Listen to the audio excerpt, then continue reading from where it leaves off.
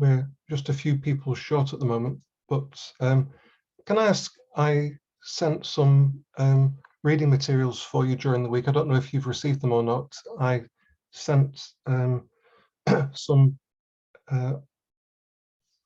operations risk case studies, but I also sent an IMF report about the Bahamas to you because it was something we've been talking about on the first week. Have you received those already? Can you tell me? No, I haven't received it. No. Oh, okay. Well, let's just wait a couple of minutes then, and then I'll copy those over to you now, because it's quite interesting. Just while we're waiting for everybody else to show up, we were talking about the pandemic and the effect that it had on the Bahamas economy, and the fact that a lot of your economy was based on tourism, which was clearly affected by travel bans and the fact that very few people were flying. And we talked about what the potential upsides were now that these travel bans have been lifted, or largely lifted. In fact, on Monday, my wife and I are going to Turkey for 11 nights. We're going to Bodrum, which is a seaside resort in the southwest of the country, and then we're also going to Istanbul for 4 nights before we come back on Friday the 27th, I think it is. So we are traveling a little bit again, which we're very fortunate for, but it's still, there's still lots of problems for people with traveling, and clearly the war in Ukraine isn't helping that. So I'm just checking how many people are here. Perhaps I could copy these over, and then maybe I'll copy them again later if other people do show up. Okay, so everybody's saying no, they haven't. Let me just copy these across then. These are the IMF reports, which you may find interesting. I'll summarize it very, very briefly for you. It's quite long. I was hoping that you'd have the chance to read it before we met today, but clearly that's not happened, so that's a pity. But I also sent some case studies. Mr. Hill, how did you send them? Did you send it via email? Yeah, but I didn't send it direct to you. I sent it to the Institute because I don't have all your email addresses, unfortunately. So I was sending it through the Institute. Anyway, that seems not to have happened, so that's a pity. But it doesn't matter greatly. Over here now, you've got the IMF press release and then the IMF report about the Bahamas, which is too long for us to read through now. But I've also given you today's presentation, and then I've given you some case studies, which I am planning to discuss today. And I confess that I was hoping that you would have read those before today. So, but just let me tell you very briefly what the IMF report says. It says the Bahamas is experiencing a tourism-led rebound. Real GDP growth for 2021 was close to 14%, as stay-over tourist arrivals doubled relative to 2020. The economy is projected to expand by 8% in 2022. Nonetheless, it will likely take until 2024 to return to the 2019 level of GDP. And the pandemic has given rise to significant human and social costs. The country's medium-term growth challenges are likely worse than before, and public finances are in a more precarious state. Risks are skewed downwards given a difficult near-term financing situation, rising inflationary and potentially balance of payment pressures because of the war in Ukraine, an ongoing threat from the evolving pandemic, and the country's high vulnerability to natural disasters. So it's, I suppose, if you're an ops risk person and you're hearing all that, you're thinking, well, perhaps we shouldn't be getting out the bottles of champagne quite yet, because there's still some way to go. And then I also read this morning, I don't know how reliable or realistic this is, but there are the European Union medical people have said that there are 2 new variants of concern which have emanated recently from South Africa, which may be not affected by vaccination, so that it can spread because the vaccination won't protect us. So let's hope they're wrong about that. But I suppose what it means is, and it's probably the theme of today, that when managing risks, we need to be agile. We need to be thinking not just about past risks, but having an awareness of the world around us and be taking account of things that are possibly could happen, are likely to happen, and somehow developing a system that allows us to take account of that. So, as I say, it's the economy in the UK is not great at the moment, but unfortunately, according to the IMF, there's quite a long way to go for the Bahamas economy as well. I thought it was quite interesting because, as I say, we were talking about that a little bit on the first Saturday when we all met 3 weeks ago now. So it's those 2 reports may be of interest to you. This is today's presentation just here. And then the final thing is the risk case studies. So just let me share the screen. I've just realized I'm not doing that, so I'm pointing to things that you can't actually see. So hopefully everybody's got this IMF press release. You've got the full country IMF report. You've got my presentation, and you've got the case studies. I can see that we've got 3 more people who've just shown up since I shared these, so you won't be able to see those, I guess. So just let me share them again.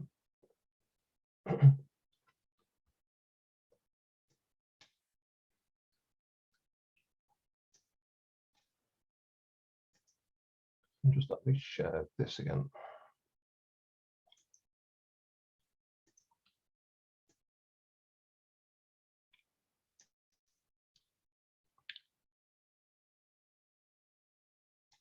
So hopefully everybody's got that. Okay, so operational risk.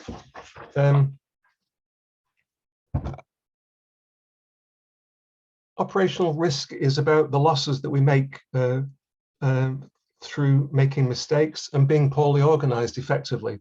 And these can be caused by employees, they can be caused by systems, and they can be caused by external events. For example, a failed process would be not checking the ID of somebody when they're applying for a loan. Somebody making a wrong calculation of interest rates, an interruption in service or a computer failure due to a power cut, or paying compensation due to harassment, a harassment lawsuit. So the legal risks that you might have dealing with different events. And Basel says, take account of the nature, size, risk profile, and the complexity of your bank's activities, and then plan for things that are relevant to your bank. So there's an acknowledgement within the Basel rules that the Basel rules were written for these large systemic banks, the huge international banks, and there's a kind of a slight get out clause for smaller banks in smaller countries that says what I've just said, just to repeat it: take account of the nature, size, risk profile, and complexity of your bank's activities, and then manage the activities that are relevant to your particular bank. So I think that's something that should be borne in mind when we're talking today about risk. But they also go on to say that your operational risk management framework should be documented. So you should have a risk strategy. You should have a statement of your risk appetite. Do you have a high level of risk, or are you only going to accept a low level of risk. And then also that your procedures and policies are documented. So the policies that you have and the procedures that you have to manage risk are documented in the bank and in a place that people know where they are. Oh, I can see we've got. I can see some people who have just arrived maybe. And somebody's saying that documents haven't come through. Okay, so I can see them here. So I guess you've arrived after I've shared them. I can now see 22, which I suspect is everybody. So let me just try one last time. Mr. Hill, which document were you reading from? I wasn't reading from any document that you've received, and that was just some notes that I've made to talk about. But okay, all right. Okay. No. But here is. Where?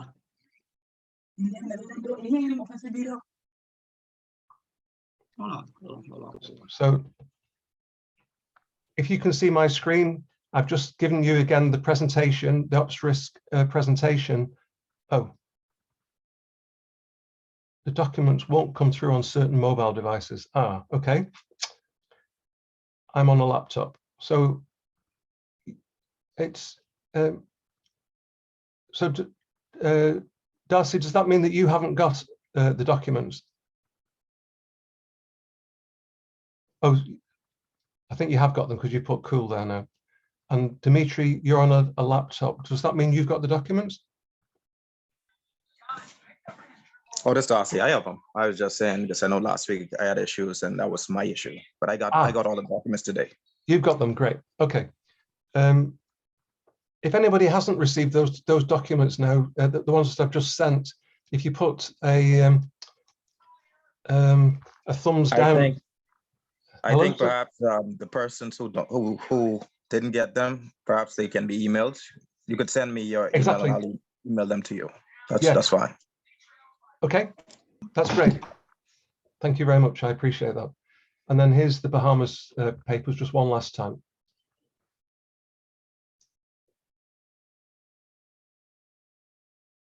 Okay, so anybody who hasn't received the documents, please send an email to Dimitri and he will forward them on to you. That's very kind of you, Dimitri. Thank you very much. I could have, if I'd thought about it, I could have offered to do the same thing, but you were quicker than me on that. So thank you very much indeed. Okay, so let's talk about operational risk, because this wasn't included in Basel One.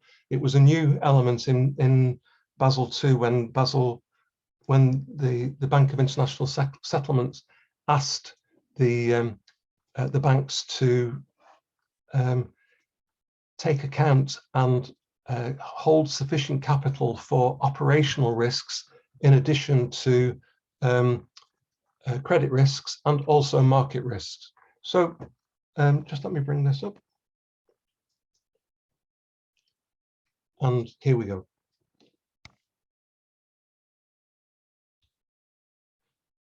So just defining and understanding operational risk, because clearly, as I've just said, we've got credit risk, we've got operational risk and risks in the marketplace. There's a quotation that I came across quite recently from a senior risk officer from a large German bank. And their opinion was that more than 80% of our credit risk is really just operational risk, which is something which we talked about last week, is actually a lot of the credit risk that you have, the fact that systems haven't been properly implemented, rather than some deep underlying credit element. So interesting thought though, 80% of our credit risk is really just operational risk. But why operational risk? It recognizes the importance of operational risk because it reflects changes in the financial institution's risk profile inherent in developments such as the use of highly automated technology, the growth in e-banking, large-scale mergers and acquisitions, the emergence of banks as very large service providers, the increased prevalence of outsourcing, where banks are using outside companies to deliver part of their service, and the enhanced use of new risk mitigants for credit and market risks, but potentially creating increased operational risks. So, as I say, Basel One didn't take account of operational risks at all. Basel Two realized that there was something else that ought to be considered when you're allocating sufficient capital to manage risk and to make your bank safe, I guess, would be a sensible way of putting that. And some of the case studies which I'm going to discuss with you towards the end of the session really bring that home. I can talk about Wells Fargo Bank that was fined by the regulatory authorities $2 billion for serious shortcomings in the fact that people were given very, very high sales targets and then were cheating to achieve these really demanding sales targets. $2 billion fine by the authorities is a huge fine, and that can have obviously a huge impact on a bank's resources. Barclays Bank share price went down about 3 weeks ago because it was discovered that they'd oversold in the United States. They've been given a 20 billion limit for selling a particular type of securities in the United States, and they'd massively oversold.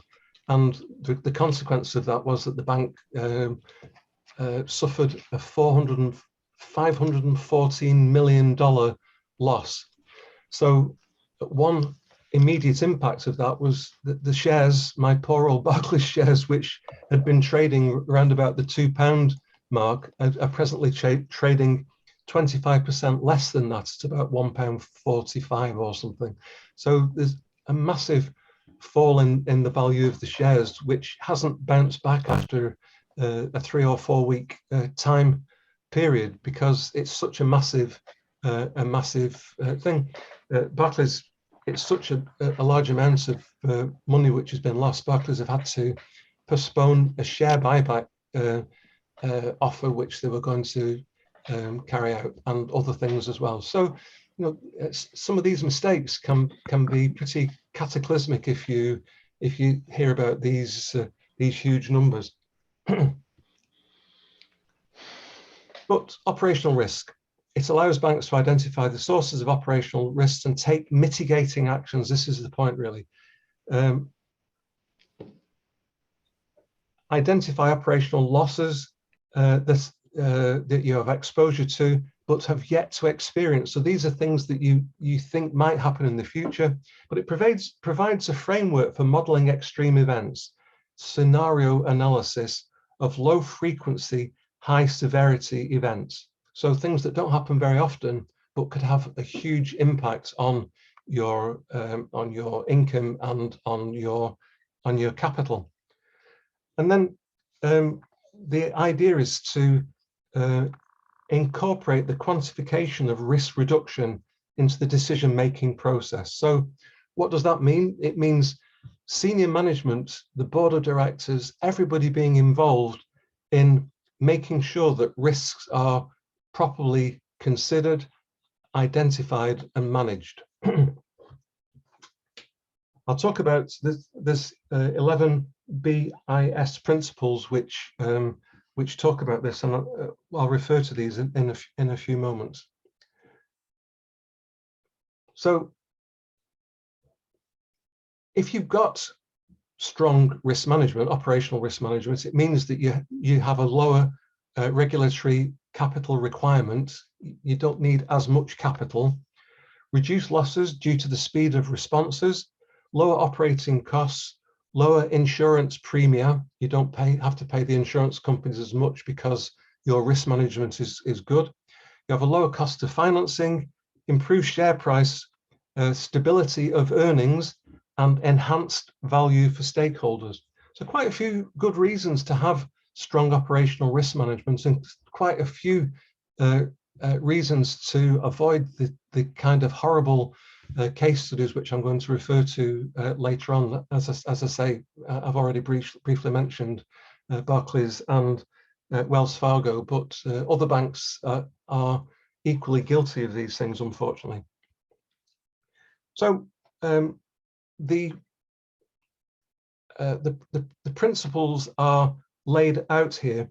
I'd just like to summarize these, if you don't mind, because it's a lot of reading, and I think there's actually 11 principles in total, and it's a lot of reading which has been put in these things, which I think, to be honest with you, would be boring for you to listen to and for me to read out. So I'd just like to summarize what these 11 principles are. And I think it makes more sense in this summarized version, if you don't mind me saying so. Number one, the board of directors takes the lead in the risk management culture. It's the board of directors who are the most responsible. Number two, the bank should develop an integrated operational risk management framework. So I'll show you later that Wells Fargo actually had this, but there was a significant failures in following through those operational risk management procedures, which caused them to have those massive fines and massive losses. Principle 3 should establish, approve, and review the framework. So having got a framework in place, it should be kept up to date, it should be reviewed, it should be checked to make sure that it's properly effective. Principle 4, the board should decide on a risk appetite and risk tolerance level, which I've already mentioned. Principle 5, senior management should develop good governance structure. So the board take the lead, but then the management of the bank below board level, they take up the control of this and develop the actual governance structure in accordance with the board of directors requirements. The senior management should also identify and assess operational risks. So you need an ongoing process to do this, to identify what potentially could be operational risks for your organization. Senior management should also create an approval process for new products and activities. So if a new loan is approved, or it's any kind of new product, there should be a proper process in place so that people can check that it isn't unduly risky for the organization and that it doesn't bring new and unexpected risks.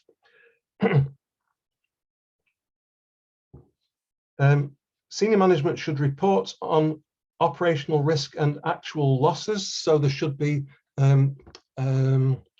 what's the word? Transparency. There should be complete transparency, so that in your annual reports that you produce, that everybody has access to, that the regulators have access to, you're transparent in your behaviors and the fact that you're either managing risk or that you've lost because of a failure in the risk management process. But principle 9 is that banks should have a strong control environment. So the audit department clearly would be involved in that as well, but some risk departments also overseeing the operations within branches, not to mention, of course, the frontline staff's operational duties or responsibilities. Banks should have, principle 10, banks should have continuity plans for when things go wrong. So what happens if you've got a computer failure, or if you've got a power failure? Have you planned for those kind of things? Do you have battery backups, or do you have alternative systems which can be brought onto line?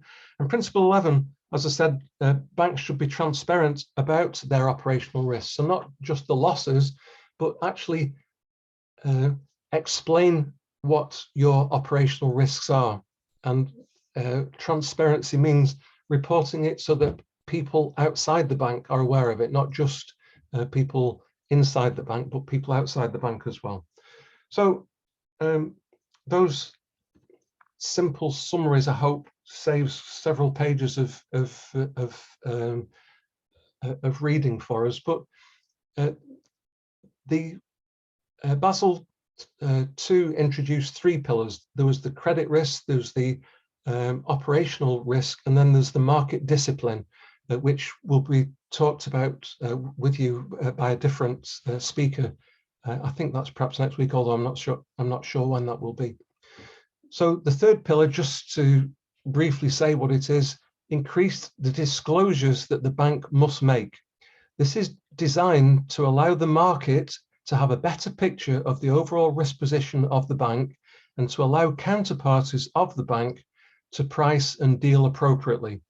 So I've just been saying in the principles that you should be more transparent, and the 3rd pillar is this market discipline, the discipline that the market will bring to your organization, because if the market knows how your bank is behaving in these ways, because you're totally transparent about the risks, they can have a better view of your bank. And for example, the share price would be affected appropriately. Just like Barclays shares have dropped by 25% in the last 4 weeks because of this massive mistake that somebody's made within the organization. The biggest embarrassment of all is that quite recently Barclays chief executive Jeff Staley has resigned because of his relationship with the what was he called,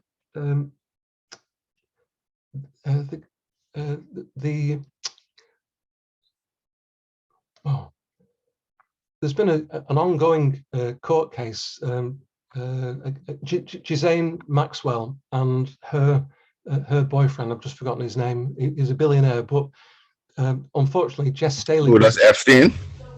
Epstein, thank you so much for reminding me. It just proves that my Jeffrey Epstein, it just proves that unfortunately my memory can let me down at the best of times sometimes.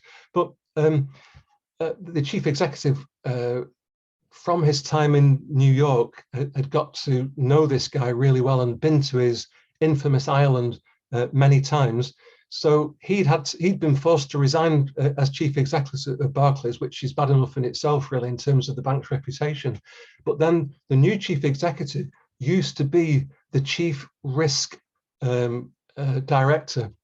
So he moved from risk director to be chief executive of the bank. And he's only just been in place a few months. And already there's been a huge failure of risk that happened while he was the risk director. So you can imagine the double whammy effect of that. They've lost a chief executive, they get a new one, and then it's proved that under his watch, something really seriously has gone wrong in Barclays. So it's had a kind of a double whammy effect on the share price of the bank. So rethinking Basel II, even theoretically sound rules may be suboptimal because of compliance costs and supervisory limitations. So what are the costs? That's why smaller banks are given this opt-out if some of the rules aren't appropriate for the kind of activities which you're in. Because, for example, you might say we're covered for a power failure in 95% of situations, but to be 100% covered, the costs would be so great and the risk of that happening is so small that we're not prepared to take that extra operational cost to protect against a marginally small thing from happening.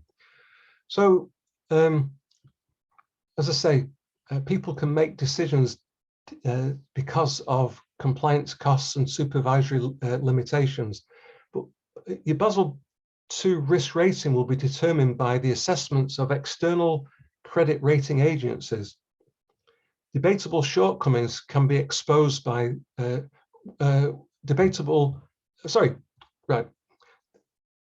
what this is going on to say, I've just remembered.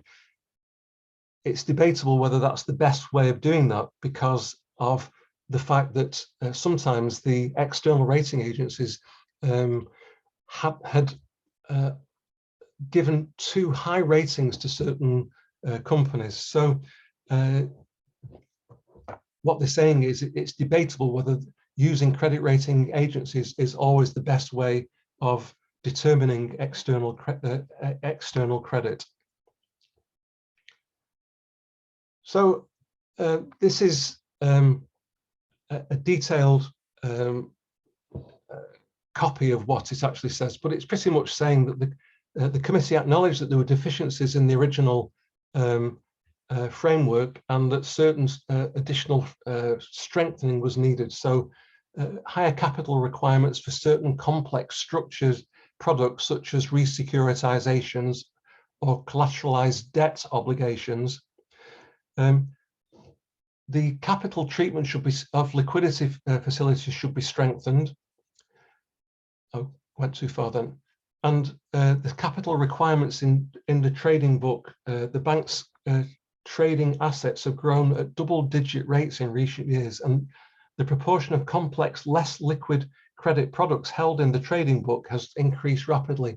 So the fact that banks have so many of these collateralized debt obligations, or had in 2008 so many of these CDOs, greatly affected the liquidity. And when there was a liquidity crisis because of the financial crisis of 2008, many banks came under huge pressure because the liquidity was weaker than it should have been, because they held so many of these resecuritizations as so-called liquidity, but then they couldn't sell those obligations to get cash to repay depositors. So when the Basel recommendations were strengthened, it was to improve liquidity, which again is another talk that you're going to be somebody else is going to be giving to you in the next couple of weeks or so.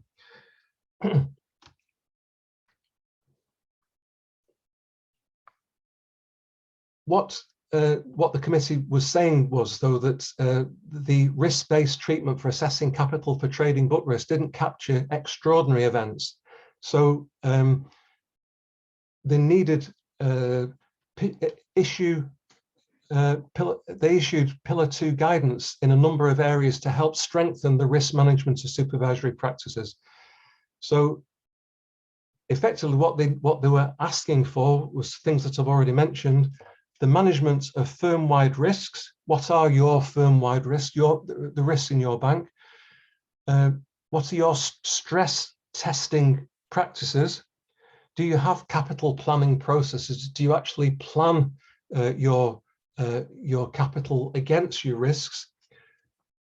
How do you manage the off-sheet balance sheet exposures and associated reputational risks? Because clearly reputational risk can have a dramatic effect on the bank's capital position.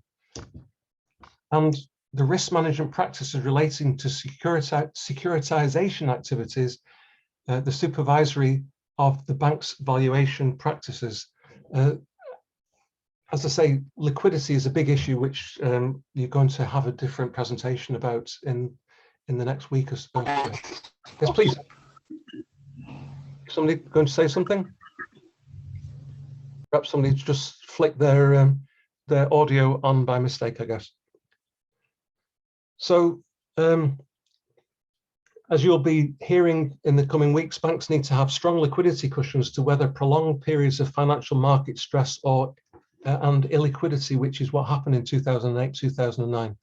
weaknesses in bank transparency and valuation practices for complex products have contributed to the build-up of concentrations in illiquid credit products and the undermining of confidence in the banking sector. And confidence is the thing that this is all about. Being transparent, actually being open about things, makes people more confident in the banks, makes people not fear as much that there are hidden risks that they're not aware of. So the committee went on to say, I've tried to summarize it as best I could, the committee will promote enhanced disclosures relating to complex securitization exposures and these other off-balance sheet vehicles. So here it is, Basel Two in summary. First of all, there's the strategies which were introduced in 2004. The Pillar 1 capital strategy, which was updated in 2007, which talked about credit risk, market risk and operational risk. And it looked, and then there were different ways of assessing these risks. The internal rating-based advanced system, the internal rating-based foundation system, the standardized risk, and then an assessment that probably credit risk is a high risk area for banks. Banks look at value at risk. Market risk looks at value at risk. It could be standardized, and it tends to be seen as medium risk. And then operational risk, there's an advanced assessment method, there's a standardized method, there's a basic method of assessing the risk, and the risk, other than the few examples which I've given you, the risks can often be seen as low in terms of capital requirements. So if we take Pillar 1 over here and then bring it over here to Pillar 1 compliance. This was also updated as I've just mentioned. Pillar 2 is about regulation and the compliance of the risk culture, which we talked about last week, risk management, regulatory compliance, organizational structure, risk categorization assessment and process improvements, and the risk event handling. How do you actually handle a major risk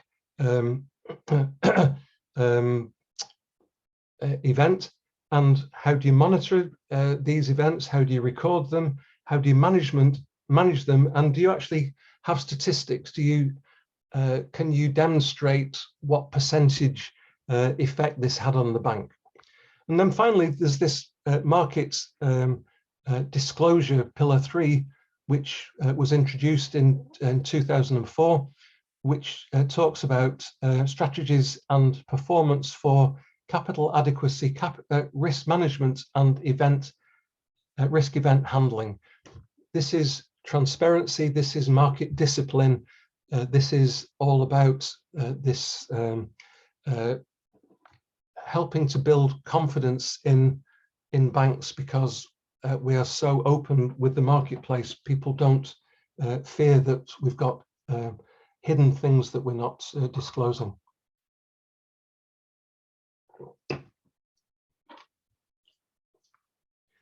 So the importance of the supervisory review process.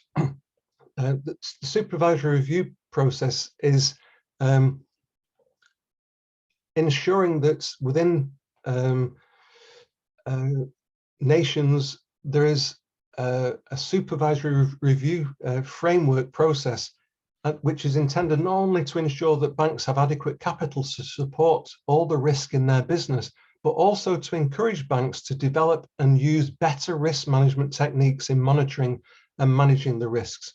So this is the regulators, this is their duties to make sure that banks are following the spirit of the requirements to use better risk management techniques in monitoring and managing your risk, trying to take risk out of the equation. And as I mentioned at the very beginning, there's great profit reasons for doing that. You reduce cost, you reduce the cost of capital, you reduce the cost of financing. There's a whole number of reasons to reduce operational risk, not just because of the Basel Accords. So this supervisory review process recognises the responsibility of the bank management in developing their own workings to make sure that it's operating properly. And in the framework, bank management continues to bear responsibility for ensuring that the bank has adequate capital to support its risks beyond the core minimum requirements. So do you know what your risks are? Can you actually say what they are hand on heart and say, we've got a proper process in place that truly considers risks? We look at other leading banks and see their risk assessments. We're benchmarking ourselves against those people and saying, yeah, that could happen here, that could happen with our bank. What are we doing about it? But going even further than that, really getting people to think outside the box and say, what could go wrong? And if it could go wrong, what's the chances of it going wrong? Is it a low, medium, or high chance of this thing going wrong? So the supervisors, the regulators, are expected to evaluate how well banks are assessing the capital needs relative to the risks and intervene where appropriate. So regulators have this oversight responsibility. This is intended to foster an active dialogue between banks and supervisors such that when deficiencies are identified, prompt and decisive action can be taken to reduce risk or restore capital. Wells Fargo lost 2 billion of capital because of that fine. 2 billion of capital is a lot of money to lose. How do you restore capital under those circumstances? Accordingly, supervisors may wish to adopt an approach to focus more intensely on those banks with risk profiles or operational experience that warrant such attention. So I suppose it's good if the bank's supervisors don't think you warrant such additional attention because you're so well organized, you've got such strong risk management procedures in place, they're openly recorded, they're shown to work properly, your operational risk profile or the amount of risk that you suffer on an annual basis is kept measurably low because of your very high, strict standards. Increased capital should not be viewed as the only option for addressing increased risk confronting the bank. Other means for addressing risks, such as strengthening risk management, applying internal limits, strengthening the level of provisions and reserves, and improving internal controls must also be considered, which I guess is a pretty good summary of what I've been trying to say for the last 30 to 40 minutes. It's how good is your system at making these things happen. Furthermore, capital should not be regarded as a substitute for addressing fundamentally inadequate control or risk management processes. It's an extremely expensive thing to do, actually, to have capital allocated simply because you have a poor risk management process, not to mention the fact that it can be very expensive not to have that in place. It's expensive to put in place, but it's counterbalanced by the cost that it saves in the future. Particular focus can be directed towards risks that are not fully captured by the Pillar 1 process, for example, credit concentration risk. Those factors not taken into account by Pillar 1 process, for example, interest rate risk in the banking book, the business and strategic risk, and factors external to the bank, for example, the business cycle. What effects does the business cycle, what effects is it likely to have in the future? The assessments of compliance with minimum standards and disclosure requirements of the more advanced methods in Pillar 1, and in particular, the internal rate-based framework for credit risk and advanced measurement approaches for operational risk. So do you have, if you're using those methodologies, do you have very good disclosure and data to enable you to develop those systems properly? So as I've mentioned all these principles already, so I don't want to go through the principles again. But I've just mentioned that the third pillar, market discipline, general considerations. As I say, you'll get a full presentation on this, but it's probably just worth mentioning at this stage. There are disclosure requirements. The committee believes that the rationale for Pillar 3 is sufficiently strong to warrant the introduction of disclosure requirements for banks using the framework. Supervisors have an array of measures that they can use to require banks to make such disclosures. Some of these disclosures will be qualifying criteria for the use of particular methodologies or the recognition of particular instruments and transactions. So, first of all, you've got to have the systems in place. Secondly, you've got to be prepared to disclose your methodologies so that the market can see what's in place and can assess whether your methodologies are sufficient to be used, for example, in the IRB decision making.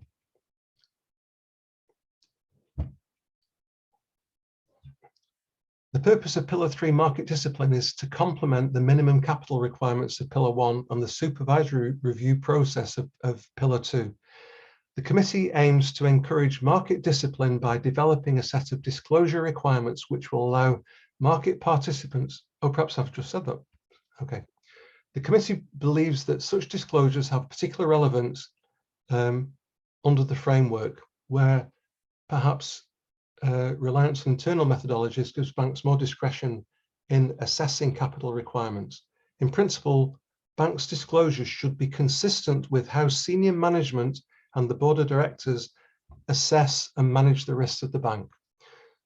Question: how heavily involved are your senior managers and the directors in the management of risk? How do they get involved in it, or they just pass it over because they don't understand it, which unfortunately I have seen in the past.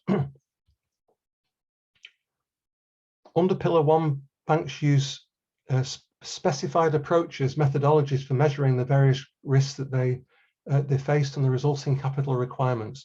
The committee believes that by providing disclosures that are based on this common framework is an effective means of informing the market about the bank's exposure to those risks, and provides a consistent and understandable disclosure framework that enhances comparability between you and other banks.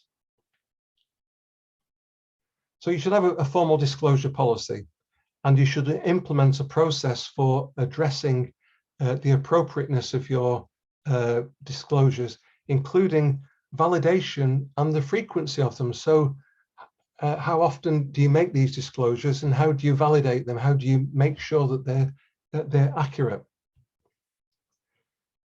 So just to recap, we're talking about capital adequacy, the capital requirements, we're talking about regulatory review process, and we're talking about disclosure and market discipline. The capital requirements are calculated based on credit, market and operational risks, and many options on the approach to the calculation, which I've already mentioned to you. The regulatory review process, Pillar 2, there's the operational control and compliance with the Pillar 1 requirements, and it only varies on Pillar 1 approach. Otherwise, it must comply with all of those requirements. And the disclosure of market discipline you should disclose your capital adequacy and your risk control. And the requirements are common to all regulated firms. So any bank is required to make these market discipline disclosures. So an overview of operational risk. I've tried to give you a definition and analysis of operational risk. I've tried to think about some operational risk events. There's an operational risk management framework, and we've got some case studies for you.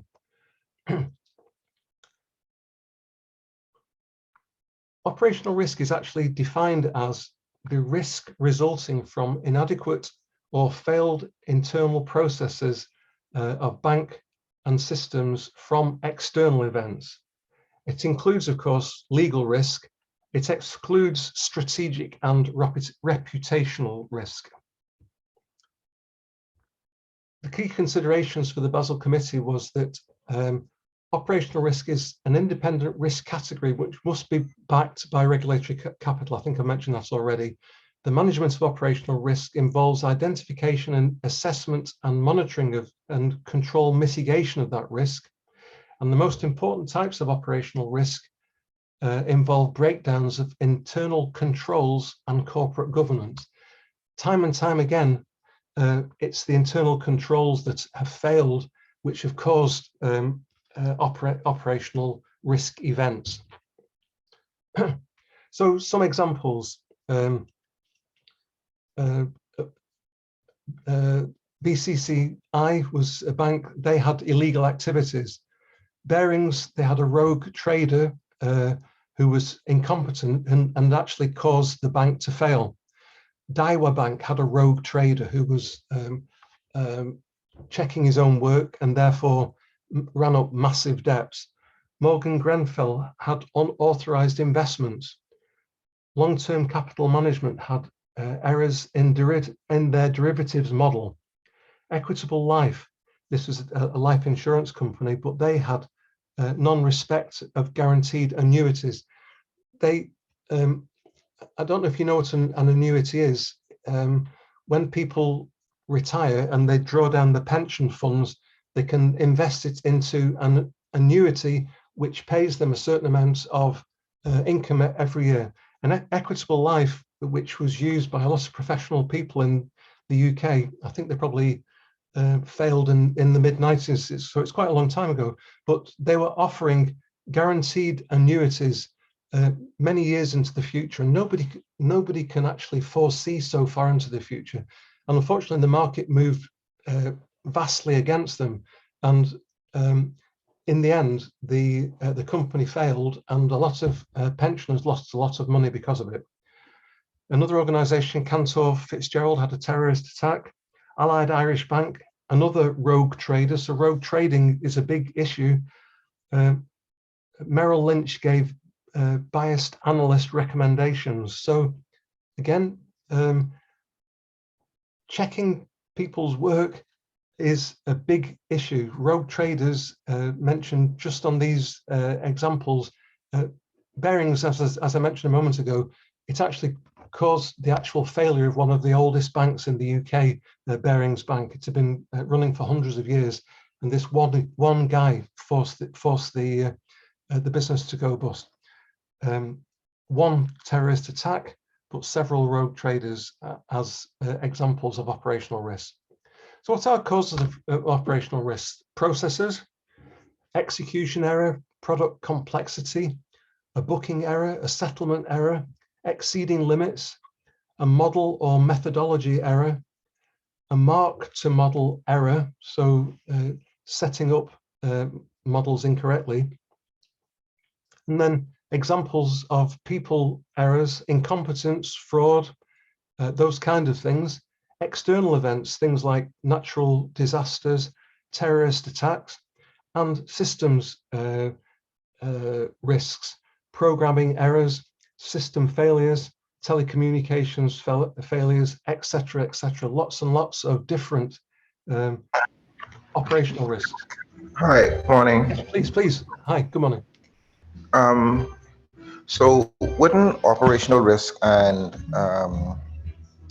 sorry, it slipped my mind just now.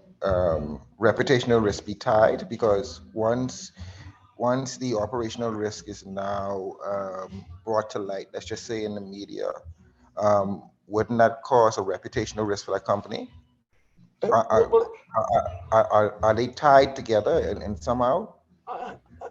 Personally, I agree with you. Personally, I think they are, because, as I say, Barclays Bank's reputation has been severely damaged because of this this error, which only came to light about 3 weeks ago. I was feeling quite happy 5 or 6 weeks ago, because the shares, after years and years of wallowing very low, had started to recover and starting to look quite promising. And I was actually thinking that I might recover some of my losses.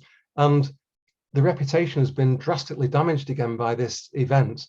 And certainly some of the fall in the price in the shares must be to do with the reputational risk, rather than simply the fact that they've lost, I think it's 514 million pounds through that. So I tend to agree with you that reputational risk is, it's not exactly the same, but it's closely aligned with it, isn't it? It's closely aligned with it. So yes, I totally agree with you.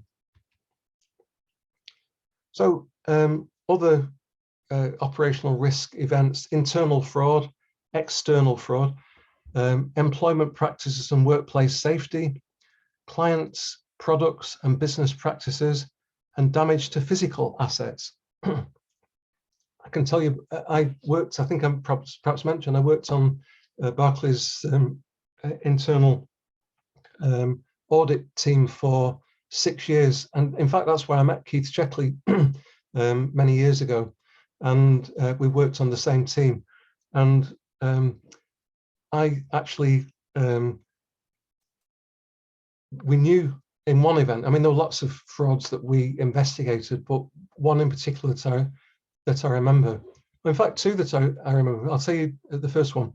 A guy said that several large withdrawals have been made from his account, and we actually had the debit slips with the signature on, and the signature had been forged. And by careful deduction, working out who was working on those particular days at those particular times when the withdrawals were made, we actually narrowed it down to one person, and one of the cashiers, or one of the tellers. And I interviewed him with another auditor and got him to confess, and he actually was sent down to jail for 2 years, that guy, which was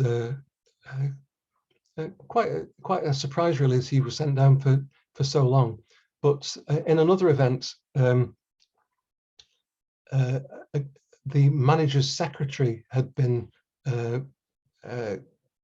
doing a similar thing, coming out supposedly on behalf of the manager and taking withdrawals out, but and pretending that the manager had a customer in with him. But this girl was similarly forging things.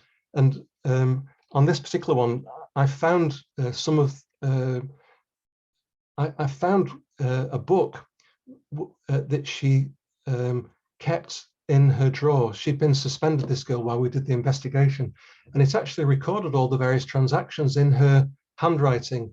And the chief inspector had actually phoned me up and said, quite often people keep a record of their transactions, see if you can find it. And sure enough, I found it in this book.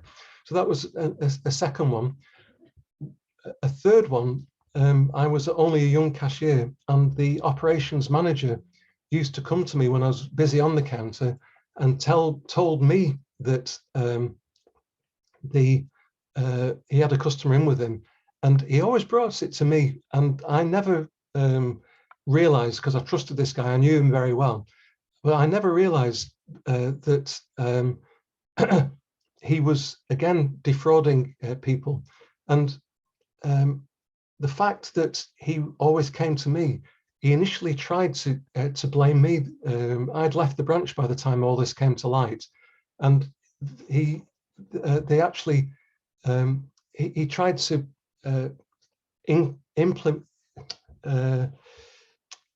involve me in this and say that it was me that had committed the fraud, not him. Fortunately, the inspectors found out that it was him. Thank goodness. I didn't even realize this was going on until it was too late. I'd left the branch by now, but they actually went to another branch where I ended up working, and where he'd previously been the operations manager, and found further frauds there. He'd been defrauding one of the solicitors' trust accounts there. So in my own career, I've seen lots and lots of internal frauds. An accountant who worked at a branch where my wife worked was found guilty of stealing several £1,000 and actually committed suicide. So lots and lots of things for internal fraud. And I would say that our controls are really strong, but people still found a ways around them. So, you know. Mr. Hill, if I Yes, may. please. Yes, please.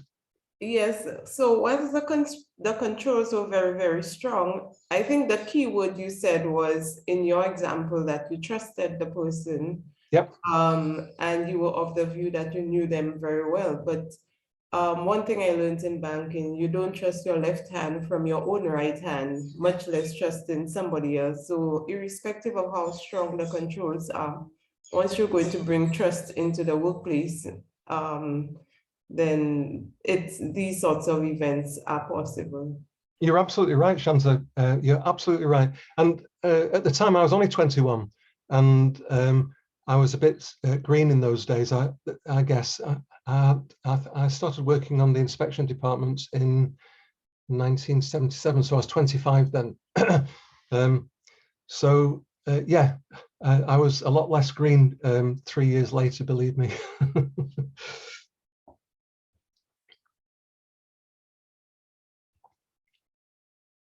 So other risk events, business disruption and system failures, execution and delivery process management, and they all have potential to result in substantial losses, of course. So 3 dimensions of operational risk: the causes, failed internal processes, people, systems, and external events; the loss event, so it could be an internal fraud, an external fraud, employment practices, client products or business practices, damage to physical assets, business disruption, execution and delivery of process management, and then the consequences, and lots of consequences, some of them monetary and other impacts as well. Legal liability, regulatory compliance and taxation penalties, loss or damage to assets, making restitution to clients. And in addition to the 2 billion that Wells Fargo had to pay in fines, they also had to pay back, I think it was 5 billion. We'll pick that up in a few minutes when we look at the case study. It's a very interesting case study. It highlights a lot of the issues in one case study. Loss of recourse, the fact that you can't claim loss from anybody else, having to write down assets. So these are all potential monetary effects. And then, as was already mentioned a few minutes ago, this reputational effect and business interruption as foregone income. This can have future impacts on the income that you might earn through loss of reputation. So then we've got causes and effects, contributory factors: inadequate segregation of duties, insufficient training, lack of management supervision. I don't know what you do in the situation that I told you about the last one, because it was the manager responsible for supervising that was doing the fraud. So sometimes the check has to be checked by another checker, which is what actually happened in the end, but it takes time for that to happen. Inadequate auditing procedures, inadequate security measures, poor systems design, and poor HR policies. So these are all potentially contributory factors which cause these events which we've already talked about. And then the consequences are these things that I've already mentioned again, so I don't want to repeat those. But I think the contributory factors is probably something to bear in mind when you're thinking about these events and the consequences for those events. But then incident reporting, do you have incident reporting, and are all incidents properly reported? Because incident reporting is extremely important to assess operational risk. Without such reporting, it will become very hard to analyze operational risk in the bank for any given time period. If incidents are reported truly and regularly, bank management should be able to identify areas where losses are occurring frequently, identify problematic processes, and take measures to minimize these losses. So stop things from happening. Number one, because it costs money, but number two, because it upsets people. I know that in dealing with customer complaints, people could be happy that I dealt with their complaints. But then if the same thing happens and they complain again 2 weeks later, they're going to be less happy and they're going to be less reassured when I apologize to them a second time. So actually eliminating mistakes is really important in terms of long-term customer service management.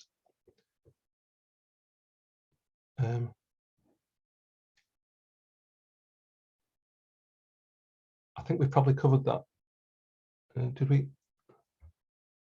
I'm sorry, I didn't see the question before. Where have I gone?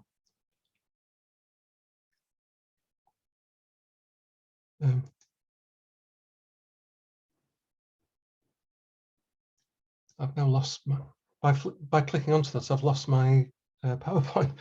Oh, here we are.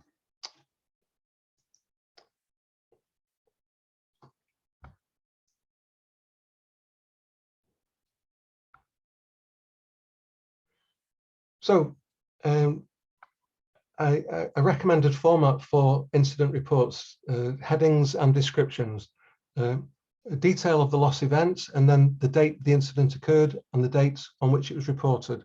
A description briefly explain the incident, the amount before recovery, the amount of the actual loss, state the recovery, what was the amount recovered, what corrective action was taken, who reported it, and which branch or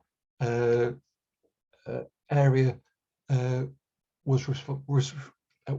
it occur in.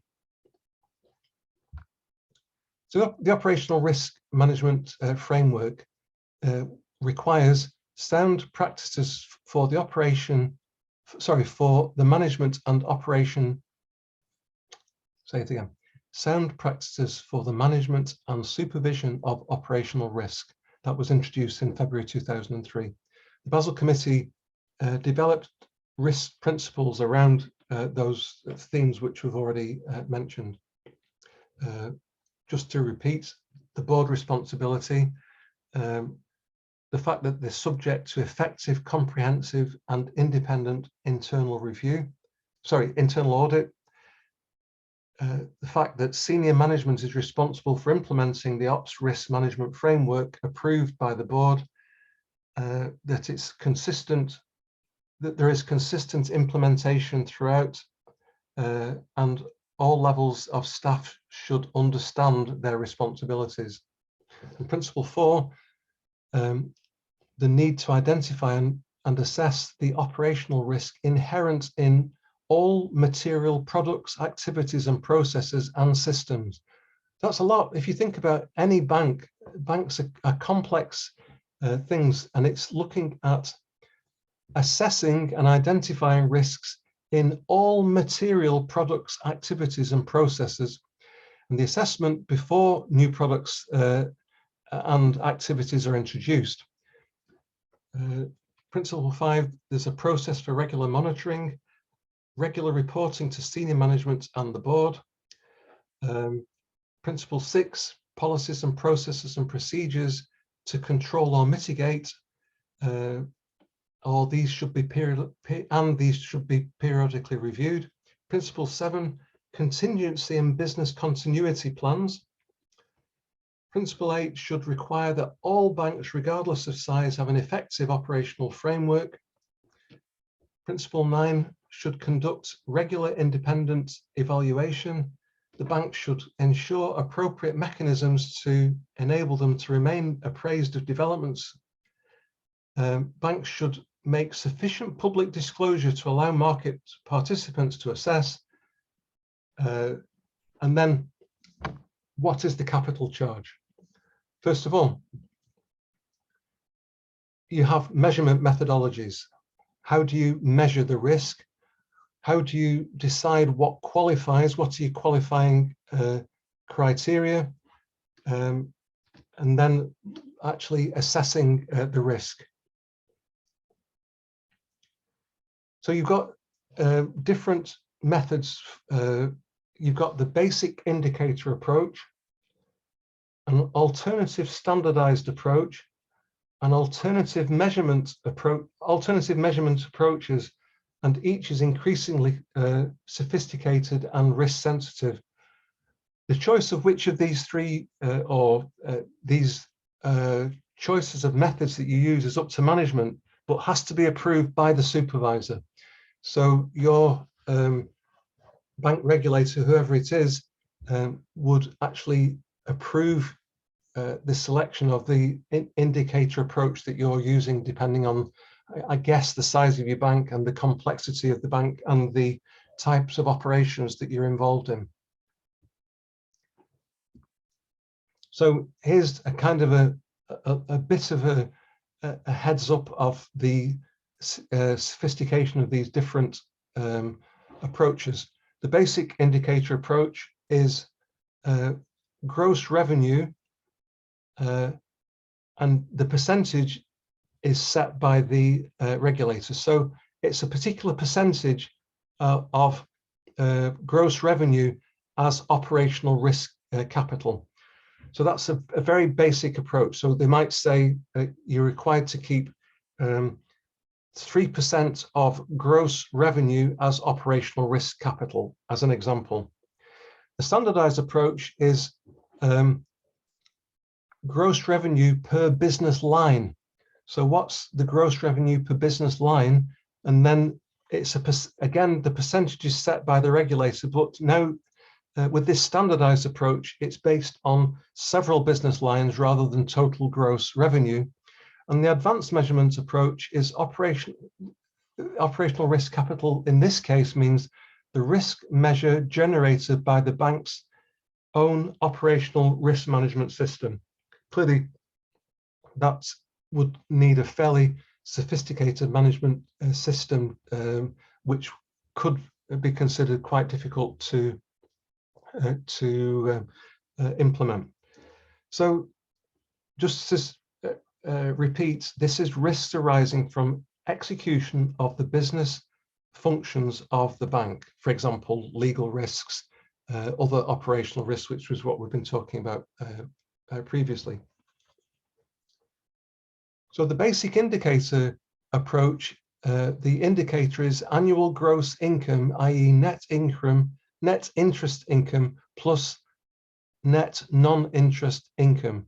The bank must hold capital for operational risk equivalent to the average over the 3 previous years of a fixed percentage of positive gross annual income. Alpha is 15% set by the committee. With Hi, so this is liquid cash that the bank is expected to have in case of any deficiencies due to their risk, risk profile. It isn't cash, it's assessed against the income, but then it's capital that's required. So the operational risk capital. So when you're assessing the total amount of risk capital that you keep, and you've got the capital for credit risk, you also have a separate capital for operational risk. And if you're using the basic indicator approach, BIA, it's 15. The capital approach is 15% of the average fixed income, the average annual gross income for 3 years at 15%.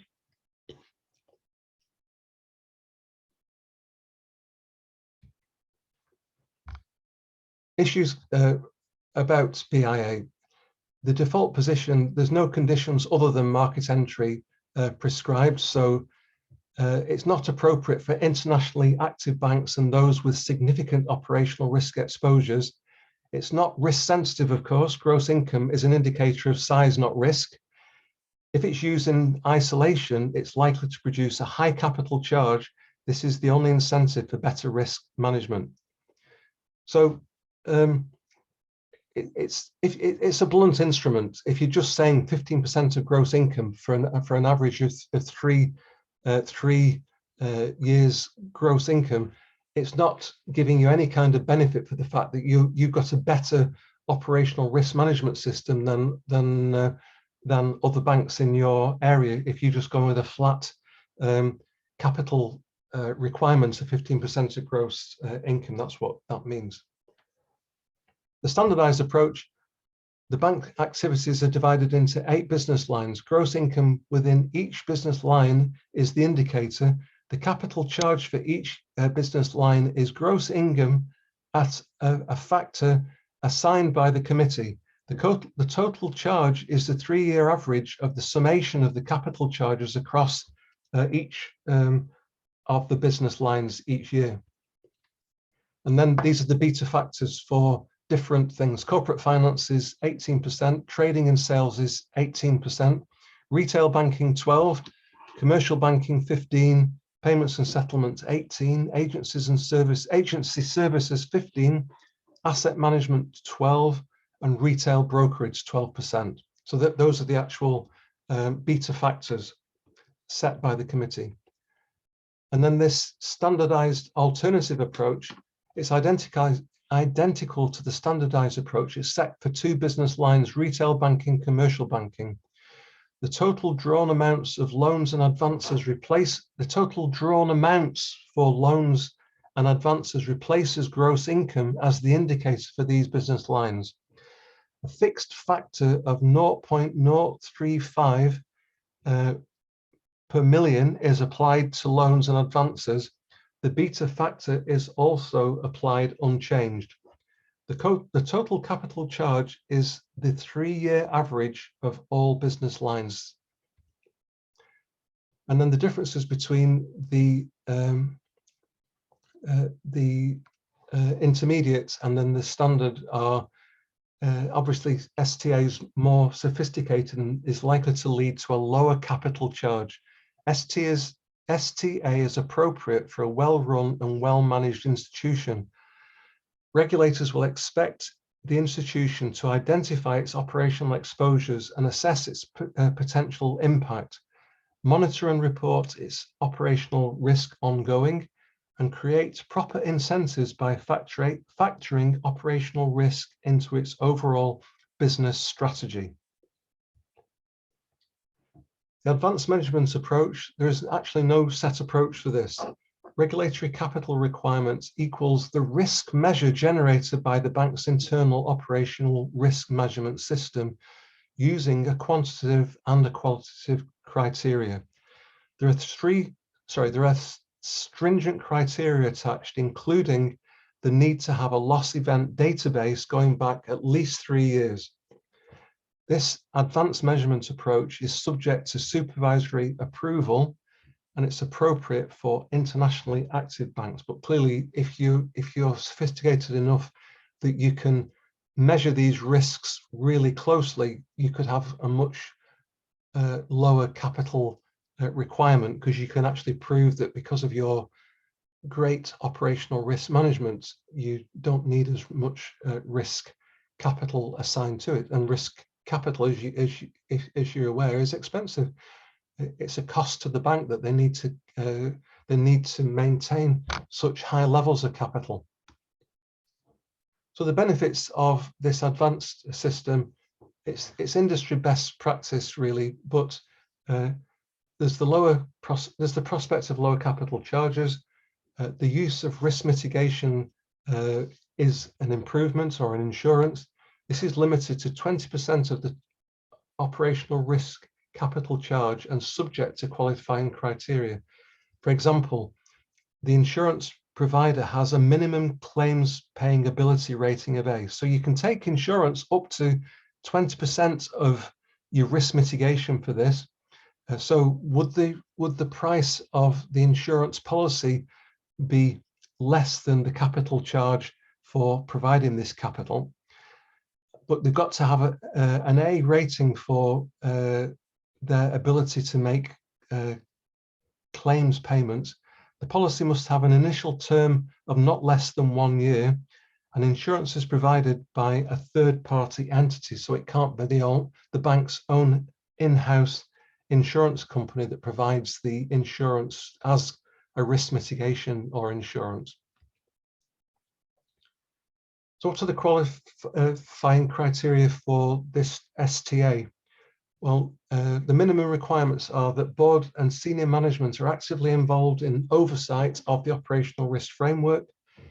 The operational risk management system is conceptually sound and is implemented with integrity. Of course it would be.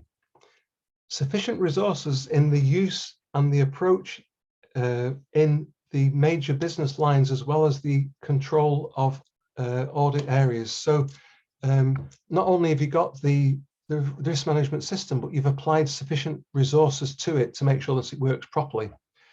And the bank must develop specific policies and have documented criteria for mapping gross income into the standardized framework. So proving that you can actually be very accurate with that. More criteria.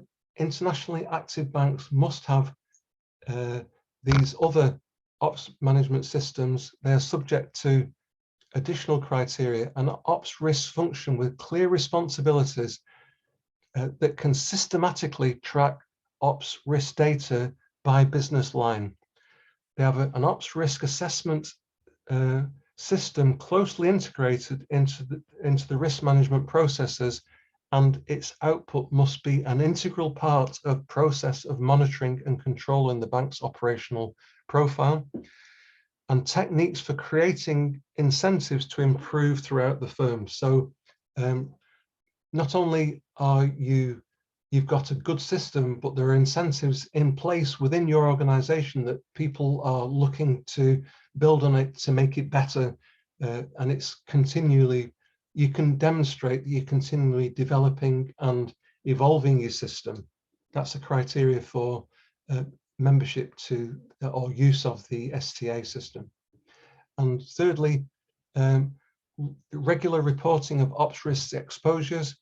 Ops risk management system must be well documented. There should be validation and independent review to include business units and ops risk management function, and there should be external review by external auditors and or supervisors. And then the AMA qualifying criteria, it's the same as for this for the STA, the minimum standards and qualities, plus a bank's internal measurement system must reasonably estimate unexpected losses based on the combined use of internal and relevant external loss data, scenario analysis, and bank-specific environment and internal control factors. So you've got to have a sophisticated modeling system in addition to all those other criteria for STA to be able to use the advanced system. Whatever your approach used by the bank, you should be able to demonstrate that it captures potentially severe tail loss events. These are the very unlikely but catastrophically high potential risks. So do you have a system that is so sophisticated that it can see, really unlikely but potentially devastating risks? Can you give us an example of a severe tail loss event? Excuse me, Sam? Yes, a tail loss event. I showed you a graph of this.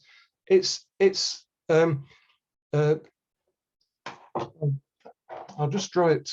I can't actually remember whether it's in this thing, in this presentation or not. Just give me a sec. You may remember last week, where's it gone? I've opened this, but I can't get to it because there's too many things open. Just a sec.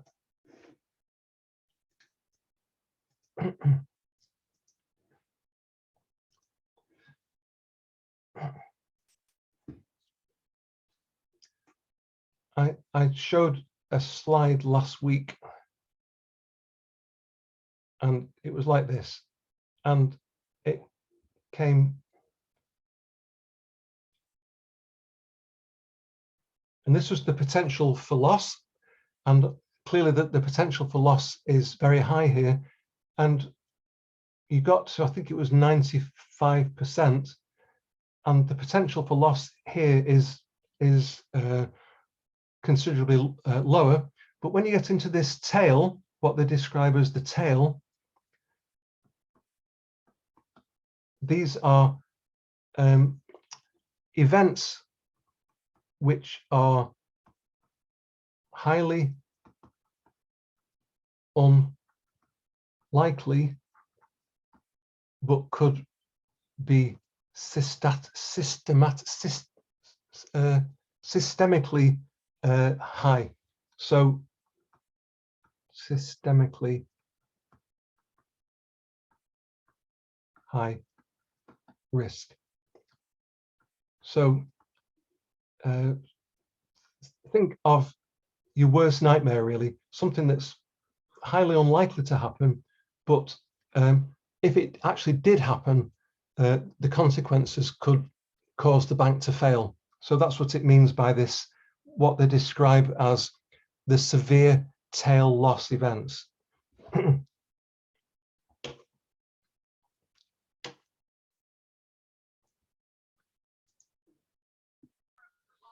How does such an event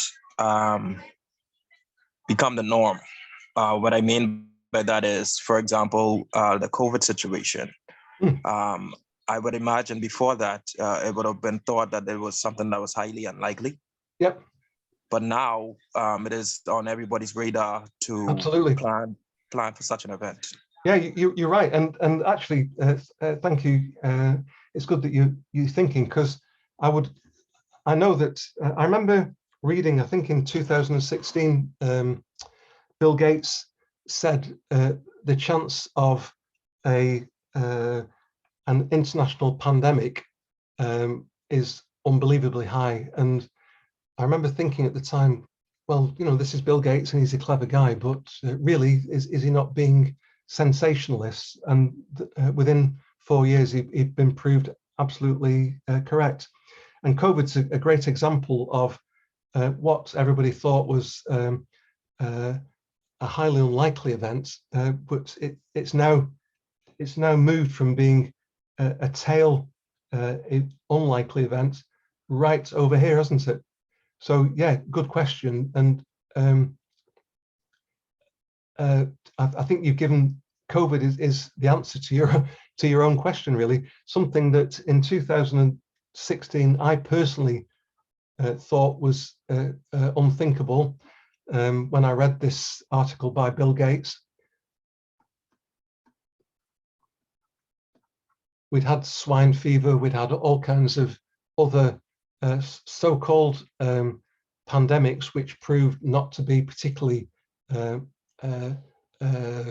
risky. We had avian flu. We've had various events, all of which people thought were going to cause a pandemic in the early 2000s. And then you get Bill Gates saying, you know, one of these events will happen one day, and people saying, yeah, thanks, Bill, thanks for your advice. And within 4 years, he was proved absolutely spot on. And so that COVID has moved from being a tail end event to being an absolute risk now. And yeah, I don't think I can answer your question better than the example you've given to say, something that was unexpected has now become an everyday thing. Yes, that's a fair answer. I guess outside of that, then we start lending ourselves to the conspiracy theories. Well, yeah, that's right. I mean, I would imagine if you were actually involved in trying to plot this, you could actually drive yourself into madness, really, plotting all kinds of unexpected events and then trying to allocate risk capital for all of them. So yeah, it would be a way to drive yourself absolutely crazy in the end, I would imagine. Yeah. I mean, to your point again, before COVID was technically a conspiracy theorist. Nobody never believed that in our wildest dreams that something like this would have occurred. Yeah, So, absolutely. That's exactly what I was trying to say when I said what I said about Bill Gates. 4 years ago, I thought that this was somebody with a hyperactive mind, just trying to, frighten us or whatever. But it was largely ignored, wasn't it? For whatever reason, people like Bill Gates, who made these predictions, were largely ignored.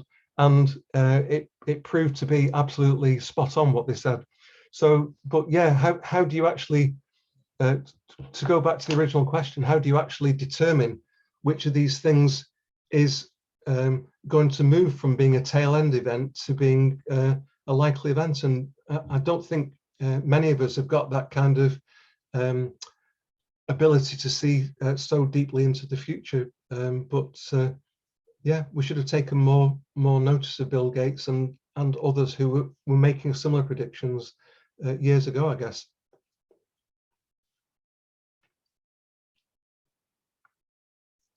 Oh, I brought up the wrong thing again. Here we go.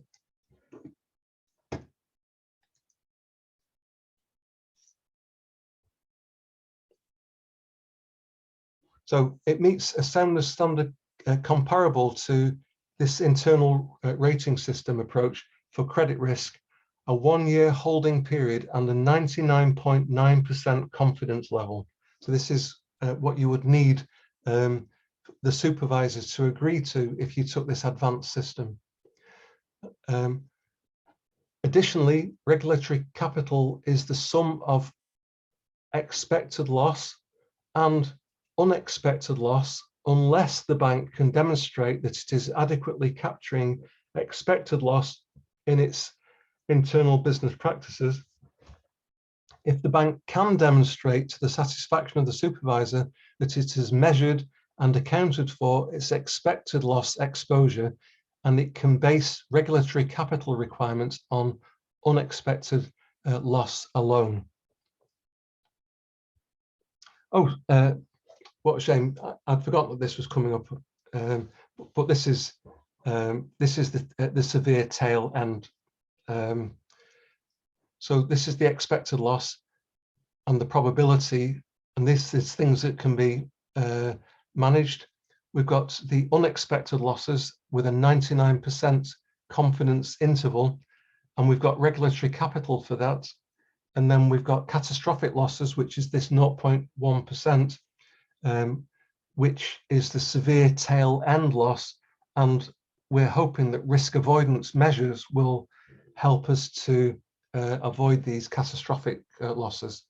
So the idea is we manage the expected losses, we have regulatory capital for unexpected losses, and we avoid the catastrophic losses. So issues concerning this advanced system, it requires significant investment because it's such a complex system to set up. The incentive is that you have low capital charges. It must be coordinated. Sorry, it must be a coordinated project rooted in loss experience. So you've got to be able to demonstrate your previous loss experience. It's got to be carefully recorded and systematically analyzed, and data for high impact, low probability events is scarce. So that's a problem. And it will test the supervisor. In other words, the supervisors, if you were to install this system, it would be tough for the supervisors to to monitor and control.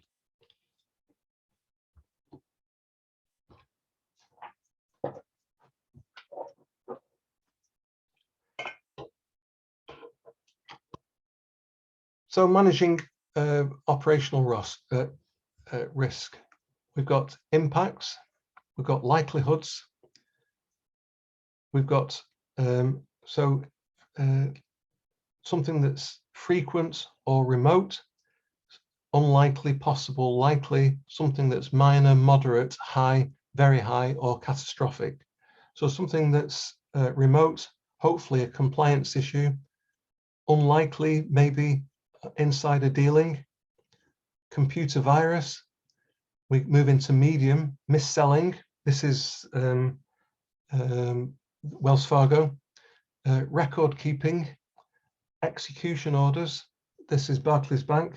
They had too many execution orders. So these can happen frequently, but may only be moderate. But over here, we've got things that don't happen so often, but which could actually be catastrophic, major terrorism events, major frauds, for example. And then you've got something that could have an incredibly high impact, be catastrophic, but could happen often, something like a system failure. And if your systems aren't robust, this is something that might happen to a bank more than once.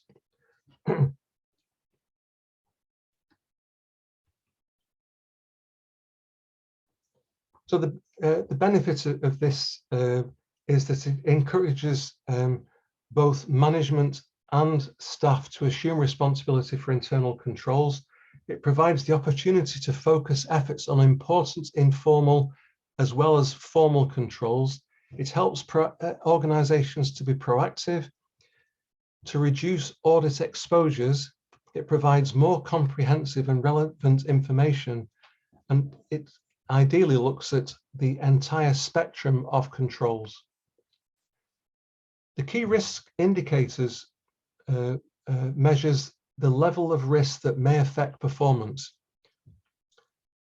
It's a measure of a specific risk factor.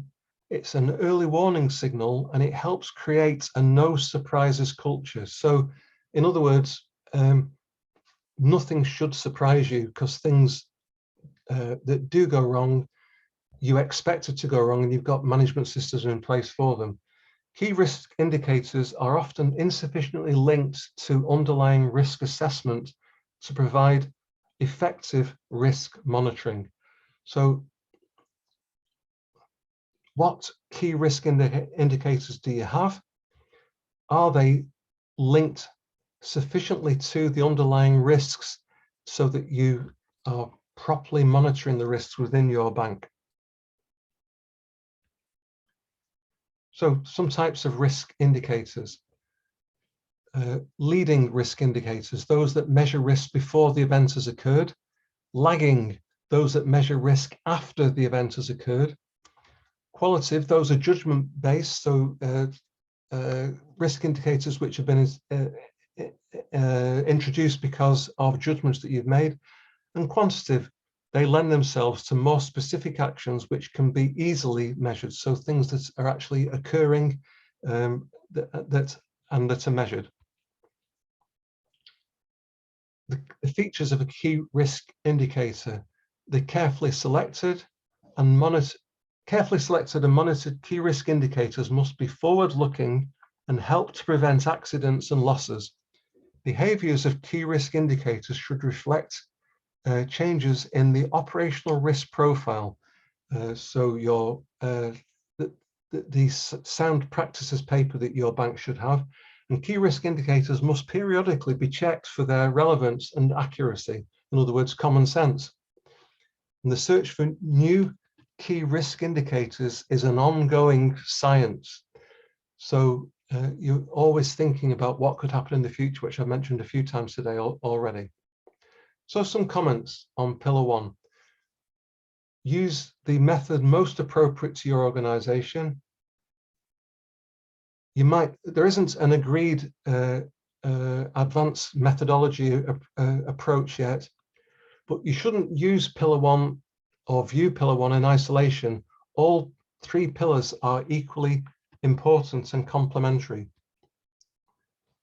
So just to summarize, we've talked about the capital strategy. We've talked about pillar one compliance in terms of the risk culture, which we talked about last week. We talked about the operational risk and risk event handling. So at that point, I'd like to just refer, if I may, to these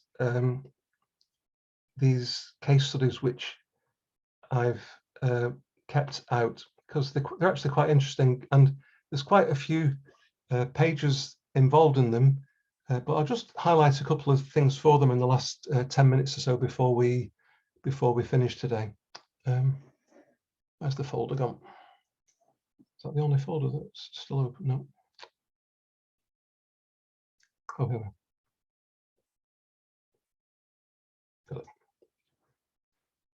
Okay. So this is a really nicely written case study. I picked it up from Harvard Law School Forum on Corporate Governance. So it's the best of the case studies that I've found for you, and it talks about the whole thing that happened in Wells Fargo. But I don't want to read the whole thing because it will take too long. As I say, I'd hope that it had been sent out to you in advance. But Wells Fargo was the fastest growing bank. Their stakeholder return was particularly high. And I can remember when I was in Barclays 2003, up to 2003, Barclays used to go and visit Wells Fargo often to see what they were doing to improve the sales, to get the high shareholder return that they had. And a lot of the systems that are going to be mentioned in this case study, Barclays actually implemented themselves. I don't think they had the same catastrophic effect, but I recognize some of the defects at a smaller time. But Wells Fargo had a really high relative long-term return on total assets, and it was built on this really high sales culture, and they aimed to get customers onto 8 or more products. That was one of the targets that they had for all of the staff. So the staff were given really tough daily targets, and this was the actual amounts of profit per customer if they had 3 products, if they had 5 products, if they had 8 products, if they had 10 products. The amount of profit increased by a significant factor by these number of products. So they had these huge sales targets, but then in 2013, rumors started circulating that because of these aggressive daily sales tactics, some of the staff were cheating, and they actually sacked 30 staff for cheating. And it was alleged that the bank's practice of setting daily sales targets, putting excessive pressure on employees, had caused this to happen. Branch managers were assigned quotas for the number of types of products sold. If the branch didn't meet the cross-sale and customer service targets, with personal bankers receiving bonuses up to 15 and 20% of their target, and tellers receiving up to 3%. But if they didn't meet these targets, they were added on to tomorrow's target. So it became really, really tough. If you had a tough target that was difficult to achieve, the fact that it was then if you didn't achieve it, it was added to tomorrow, and then it was added to the following day. You got this massively growing daily target. And in 2000,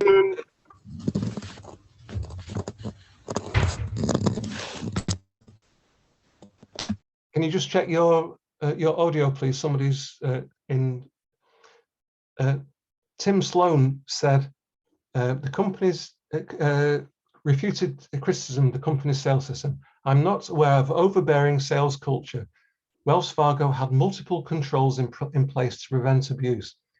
Employee handbooks explicitly stated that splitting a customer deposit and opening multiple accounts for the purpose of increasing potential incentive compensation is considered a sales integrity violation. The company maintained an ethics program to instruct bank employees on spotting and addressing conflicts of interest. So it's got all these rules, which I won't read them all. We've got these various policies.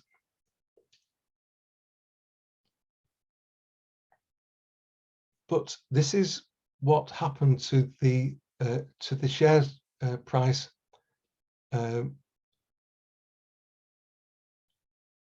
after it became clear that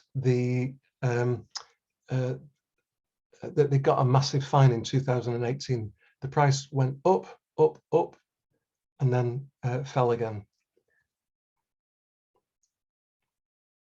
So we're coming down here.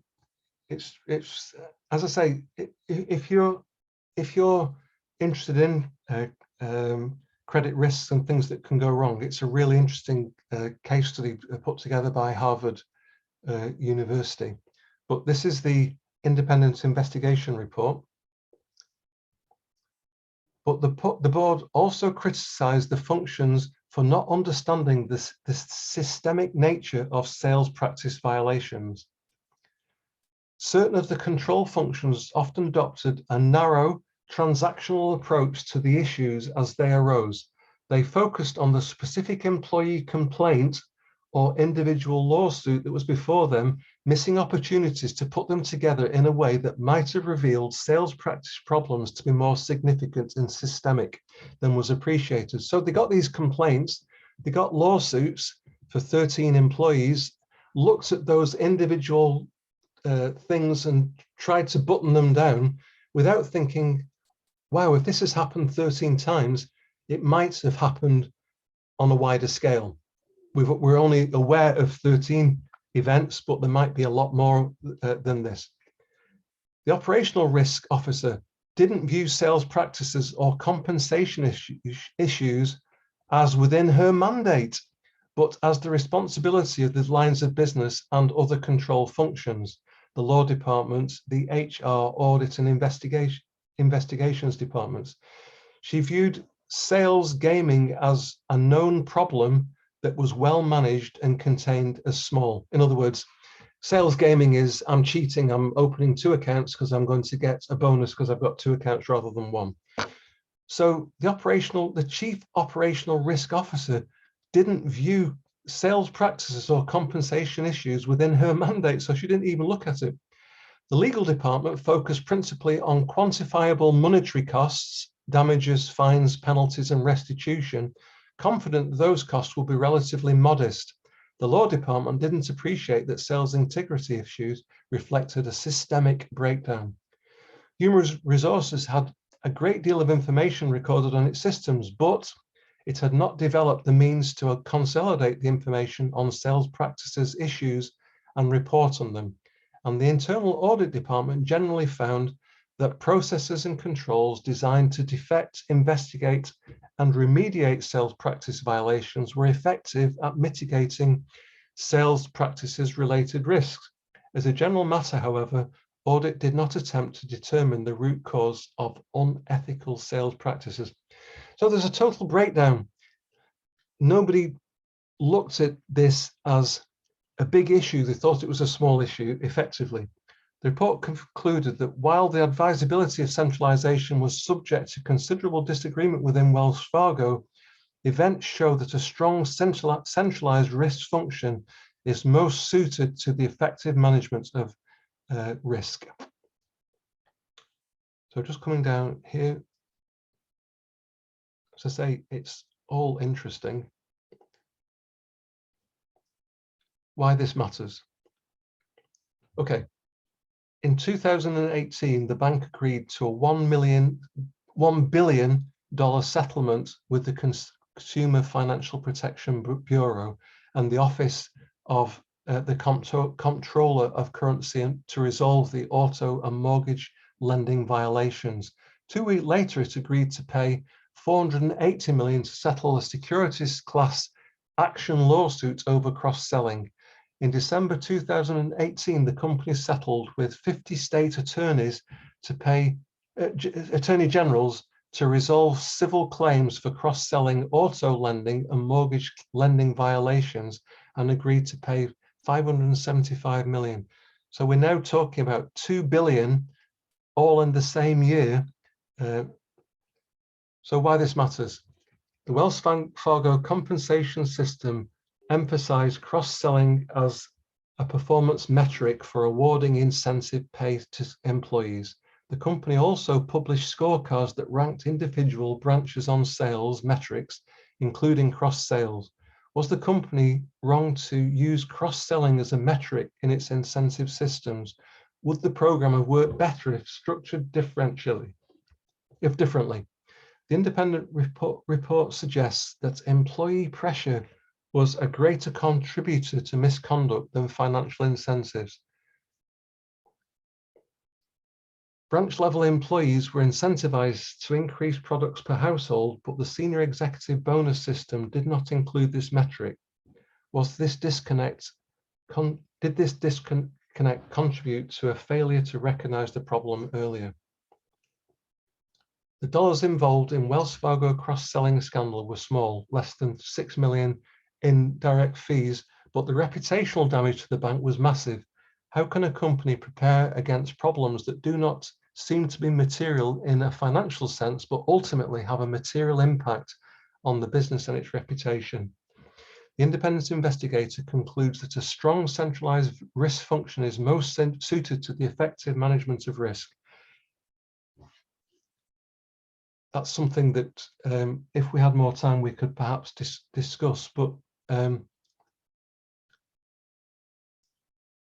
Wells Fargo cross-selling scandal highlights the challenges of high-performing executive whose behavior ultimately does not align with the company values. This guy, the chief executive, was actually forced to resign. I think he was on $218 million a year, but he had to resign because of these massive problems that have been discovered under his watch. Wells Fargo had elements in place of a properly functioning governance system, including risk management, audit, legal, and human resources. Furthermore, each of these groups was, at least at some degree, aware of sales practice violations in the consumer bank, and yet no one recognized the systemic nature of the problem or took the necessary steps to address it. How can a company gauge whether its governance system is effective at identifying and mitigating risk? That's something that is a really good question to ask yourselves, really, because, as I say, this is a system that Barclays Bank copied. I can remember doing people's performance reviews, and it was based primarily on their achievement of sales targets. They had other targets as well, the management of credit risk and what have you, but a big weight was put by the area directors and the national sales directors on the sales numbers. Credit risk was important, but achieving these sales numbers seemed to be, but from the sound that was coming from head office, always more important, it seemed. So the fact was that this was open to abuse, and many people, unfortunately, abused it. So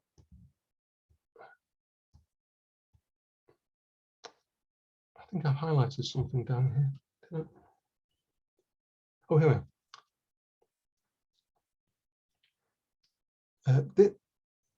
what happened with this second fraud was that about 110,000 mortgage borrowers were hit because they went into a rate locked. They had the mortgages rates locked, but then it was very easy for them to break the terms of the lock, the rate lock, even though it was actually Wells Fargo's fault. So the customer was charged even when the bank was at fault. They'd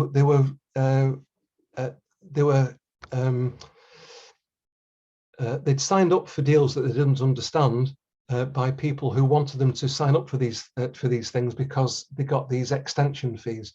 And people within Wells Fargo's were deliberately trying to con people into buying into these mortgage deals that were with fixed rates so that they would earn these extension fees. And they had 110,000 mortgage borrowers who were hit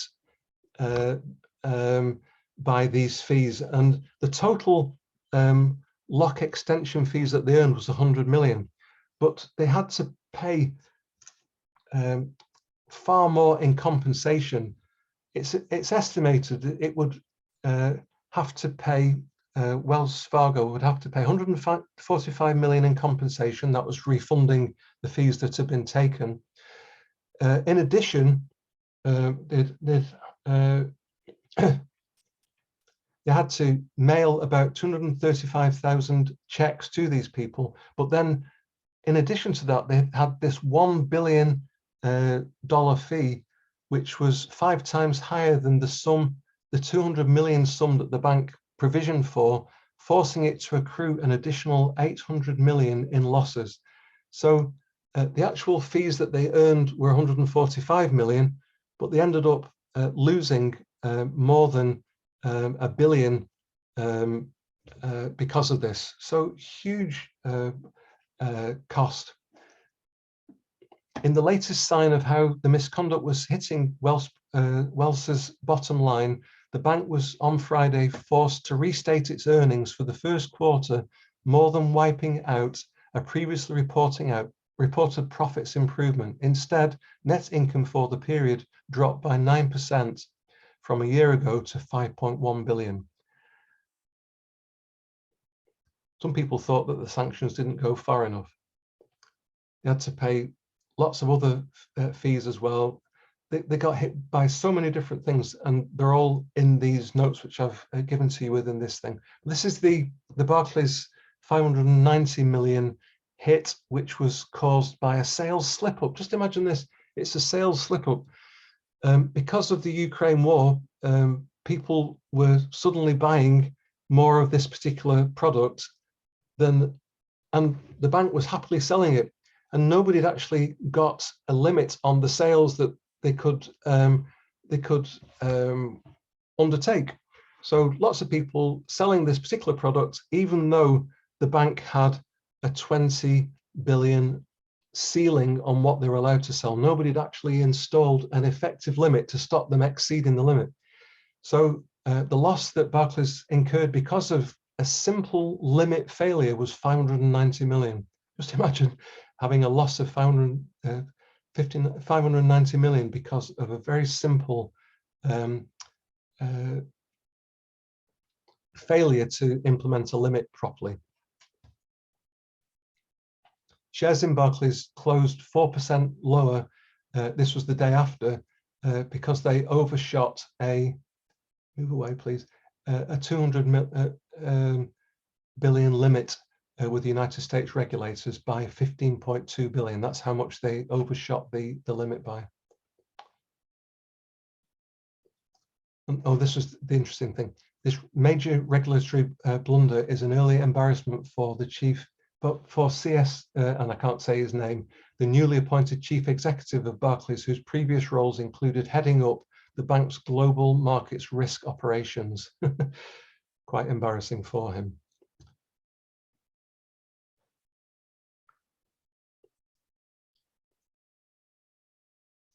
The bank said on Monday its best estimate was that the loss of the affected securities would amount to £450 million, cutting core capital ratio to the middle of its 13 to 14% target range. The loss estimate did not include tax. Barclays said it would delay a share buyback until the second quarter as a result. So this loss was so big that it actually affected the core capital ratio, putting it within the 13 to 14% target range. Citigroup acknowledges a trader error in a sudden fall of its European shares. And unfortunately, Barclays again. The competition watchdog has rebuked Lloyds and Barclays for breaking open banking rules by sharing inaccurate information on products and services, claiming that both lenders were potentially misleading customers. In 2 open letters, the CMA, the Competition and Markets Authority, said both lenders breached the rules double-digit times by providing the wrong details across areas including transaction fees and overdraft fees. The rules were introduced by the CMA to drive innovation and competition in banking by freeing up data sharing with third-party financial providers, including fintech firms. But the watchdog said that Barclays had breached the rules on 13 times, while Lloyds broke them 10 times, with the breaches potentially leading consumers into wrong financial decisions. Failure to make continuously available, accurate, comprehensive and up-to-date information on products and services can mean that the consumers take wrong decisions, and they may therefore choose financial products or services which are not best suited to their needs, the watchdog says. So, horrible, horrible events, many of which incurred by banks that I either worked for or had strong links with, and terrifying really when you think about it. So there's some extremely good examples there of operational risks. I've given you, I hope, a good oversight of the main principles, and I've given you an oversight of what's expected from you in making decisions depending on which measurement system you use. Does anybody, we've just gone slightly past the time. Does anybody have any questions that they want to ask before we finish?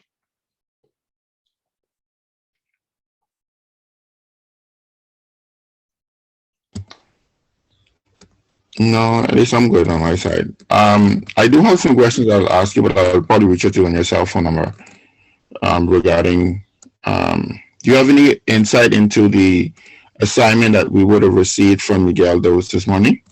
Can you provide guidance on that? No, I didn't see that, I'm afraid. Okay. So I couldn't give any information about that.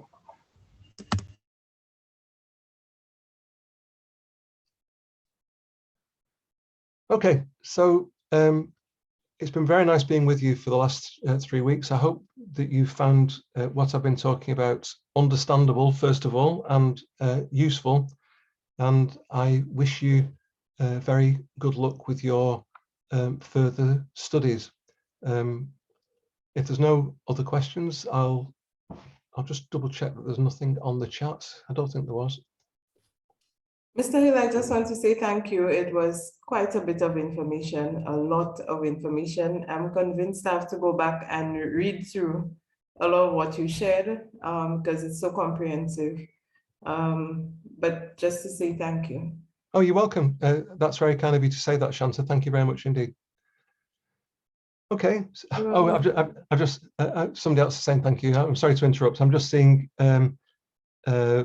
Darcy's comments a while ago. Did Bill Gates plan this conspiracy? And laughing out loud. Anyway, people are saying thank you, so that's very kind of you. I appreciate yours. Thanks very much. Mike. That's just a joke.